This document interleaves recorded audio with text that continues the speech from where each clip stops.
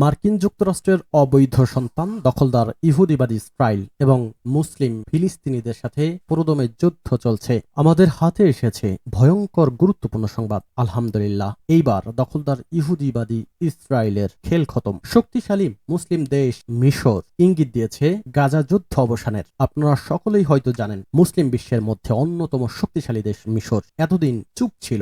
অবশেষে তুরস্কের president Recep Tayyip এরদোগানের সাথে বৈঠক করে মুসলিমদের জন্য এবার উঠে পড়ে লেগেছে মিশর। দখলদার ইহুদিবাদী ইসরায়েল এবং ফিলিস্তিন যুদ্ধ মুসলিমদের জন্য গুরুত্বপূর্ণ হয়ে উঠেছে। সমস্ত মুসলিম শক্তিধর দেশগুলো একজোট হচ্ছে, সমস্ত বিভেদ ভুলে গিয়ে একজোট হয়ে ইহুদিবাদী ইসরায়েল যারা মুসলিমদের ধ্বংস করতে চায় তাদের বিরুদ্ধে প্রতিরোধ গড়ে তুলেছে। ইনশাল্লাহ অচিরেই ফিলিস্তিন একটি স্বাধীন মুসলিম রাষ্ট্র হিসেবে পরিণত হবে। আপনিও কি তাই চান? জানিয়ে দেবেন কমেন্ট বক্সে। আমাদের হাতে এসেছে গুরুত্বপূর্ণ সংবাদ।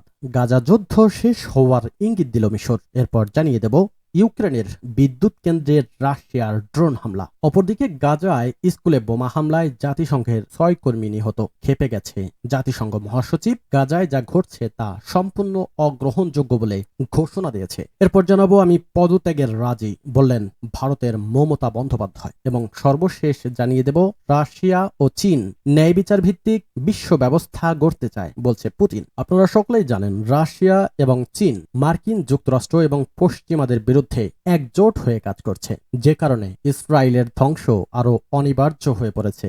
মার্কিন যুক্তরাজ্য সহ পশ্চিমাদের দাম্ভিকতা ভেঙে চুরমার হয়ে যাওয়ার সময় এসেছে। দর্শক, আন্তর্জাতিক অঙ্গনের সর্বশেষ গুরুত্বপূর্ণ সংবাদ পেতে আমাদের চ্যানেলটি সাবস্ক্রাইব করে পাশের বেল বাটনটি অন করে রাখুন। আমাদের প্রত্যেকটা সংবাদ জাতীয় পত্রিকা থেকে সবার আগে প্রকাশিত হয় ইউটিউবে আপনাদের জন্য। গাজা যুদ্ধ শেষ হওয়ার ইঙ্গিত দিল মিশর। সম্প্রতি গাজা উপত্যকার যুদ্ধ বিরতি নিয়ে কাতারের রাজধানী দোহায় একটি আলোচনা শেষ হয়েছে। এই আলোচনাকে গুরুত্বপূর্ণ বলে উল্লেখ করেছে মিশর, যা 11 মাস ধরে চলা এই সংঘাত শেষ হওয়ার সম্ভাবনার ইঙ্গিত দেয়। আলোচনায় অংশ নেওয়া একটি উচ্চপদস্থ সূত্রের বরাত দিয়ে বৃহস্পতিবার কায়রো নিউজ চ্যানেল জানিয়েছে, আলোচনাটি মিশরের গোয়েন্দা প্রধান আব্বাস কামেল, কাতারের প্রধানমন্ত্রী মোহাম্মদ বিন আব্দুল্লাহ রহমান আল থানি এবং হামাসের প্রতিনিধি দলের নেতা খলিল আল হাইওয়ার অংশগ্রহণে অনুষ্ঠিত হয়। সূত্রটি জানায়, এই আলোচনাকে অত্যন্ত গুরুত্বপূর্ণ এবং সংকট সমাধানের সম্ভাব্য লক্ষণ হিসেবে দেখা হয়েছে। যদিও আলোচনার বিস্তারিত কোনো তথ্য প্রকাশ করা হয়নি। গত কয়েক মাস ধরে যুক্তরাষ্ট্র, কাতার এবং মিশর মিলে ইসরায়েল ও হামাসের মধ্যে বন্দি বিনিময় ও যুদ্ধবিরতি চুক্তি করতে এবং গাজায় মানবিক সহায়তা প্রবেশের সুযোগ নিশ্চিত করার চেষ্টা করে আসছে। তবে ইসরায়েলি প্রধানমন্ত্রী বেনিয়ামিন নেতানিয়াহু হামাসের দাবি মানতে অস্বীকৃতি জানানোয় মধ্যস্থতার সব প্রচেষ্টাই ব্যাহত হয়েছে। ইসরায়েল গত বছরের 7 অক্টোবর থেকে গাজায় হামলা অব্যাহত রেখেছে, যদিও জাতিসংঘের নিরাপত্তা পরিষদ তাৎক্ষণিক যুদ্ধবিরতির আহ্বান জানিয়ে আসছে। স্থানীয় স্বাস্থ্য কর্তৃপক্ষের তথ্য অনুযায়ী ইসরায়েলি বাহিনীর হামলায় এ পর্যন্ত প্রায় 41,119 জন ফিলিস্তিনি নিহত এবং 95,125 জনের আহত হওয়ার খবর পাওয়া গেছে, যাদের অধিকাংশই নারী ও শিশু। ইসরায়েলি বাহিনীর হামলায় গাজায় প্রায় পুরো জনসংখ্যা বাস্তুচ্যুত হয়েছে এবং উপত্যকা জুড়ে অবরোধের ফলে খাদ্য, বিশুদ্ধ পানি ও ওষুধের তীব্র সংকট দেখা দিয়েছে। ইসরায়েলের বিরুদ্ধে গাজায় সংঘটিত গণহত্যার অভিযোগে ইতোমধ্যেই আন্তর্জাতিক আদালতে মামলাও দায়ের করা হয়েছে। সূত্র আনাদলু এজেন্সি। ইউক্রেনের বিদ্যুৎ কেন্দ্রে রাশিয়ার ড্রোন হামলা। ইউক্রেনের একটি বিদ্যুৎ কেন্দ্রে রাশিয়ার ড্রোন হামলায় 14 কর্মী আহত হয়েছেন। এতে বিদ্যুৎ বিচ্ছিন্ন হয়ে পড়েছে শহরটি। এ হামলায় উল্লেখযোগ্য ক্ষয়ক্ষতি হয়েছে বলে জানিয়েছে স্থানীয় কর্মকর্তারা।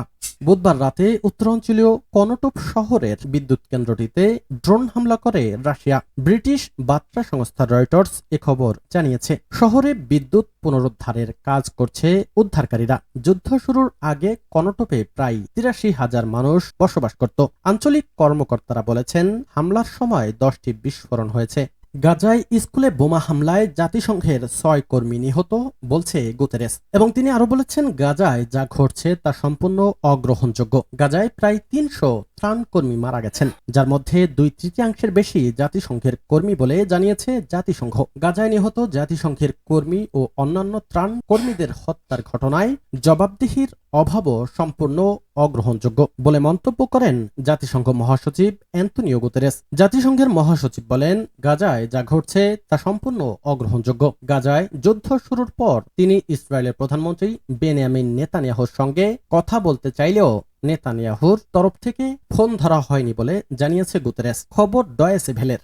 এদিকে মমতা বললেন, আমি পদত্যাগে রাজি। চিকিৎসকদের সঙ্গে বৈঠকের জন্য নবান্নের সভাঘরে বৃহস্পতিবার 2 ঘন্টার বেশি সময় বসেছিলেন ভারতের পশ্চিমবঙ্গের মুখ্যমন্ত্রী মমতা ব্যানার্জি, কিন্তু বৈঠক হয়নি। এরপর নবান্ন থেকে সংবাদ সম্মেলনে মমতা জানালেন তিনি পদত্যাগ করতে রাজি আছেন। আরজিকর কাণ্ডের প্রতিবাদে গত মঙ্গলবার থেকে স্বাস্থ্য ভবনের সামনে ধর্নায় বসেছেন রাজ্যের জুনিয়র চিকিৎসকরা। এর আগে পরপর 2 দিন তাদের সঙ্গে বৈঠকে বসতে চেয়েছিলেন মুখ্যমন্ত্রী। বৃহস্পতিবার তৃতীয়বারের জন্য বৈঠক ভেস্তে গেল। প্রথম থেকেই মুখ্যমন্ত্রীর সঙ্গে বৈঠকে 2টি প্রধান শর্ত দিয়েছিল চিকিৎসকেরা। তারা চেয়েছিলেন এই বৈঠকে সরাসরি সম্প্রচার হোক। 30 জন প্রতিনিধি নিয়ে নবান্নে বৈঠক করতে চেয়েছিলেন তারা, তবে এই 2 শর্তের আপত্তি জানায় রাজ্য।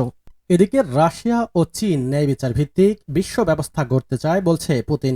রাশিয়া ও চীন এবং গ্লোবাল সাউথের অংশীদার দেশগুলো ন্যায় বিচার, সার্বভৌমত্ব এবং আন্তর্জাতিক আইনের নীতির উপর ভিত্তি করে একটি বিশ্ব ব্যবস্থা গড়ার পক্ষে কাজ করছে বলে জানিয়েছে রুশ প্রেসিডেন্ট ভ্লাদিমির পুতিন। বৃহস্পতিবার চীনের পররাষ্ট্রমন্ত্রী ওয়াং ইর সঙ্গে বৈঠকে তিনি একথা বলেন। পুতিন বলেন, রাশিয়া ও চীন যৌথভাবে ন্যায় বিচার এবং গণতান্ত্রিক নীতিকে সমর্থন করে, যা আন্তর্জাতিক আইন, সার্বভৌমত্ব এবং সমতার উপর ভিত্তি করে একটি বিশ্ব ব্যবস্থা গড়তে চায়। একই দৃষ্টিভঙ্গি গ্লোবাল সাউথের সমমনা দেশগুলোর এবং বিশ্বের সংখ্যাগরিষ্ঠ দেশগুলোরও। এ বিষয়ে ব্রিক্স সম্মেলন সাম্প্রতিক প্রমাণ। রুশ প্রেসিডেন্ট আরো উল্লেখ করেন, আমরা নিরাপত্তা সম্পর্কিত বিষয় নিয়ে আমাদের সহকর্মীদের সঙ্গে আলোচনা করেছি। আমরা ব্রিক্স আউটরিচ এবং ব্রিক্স প্লাস বৈঠক করব।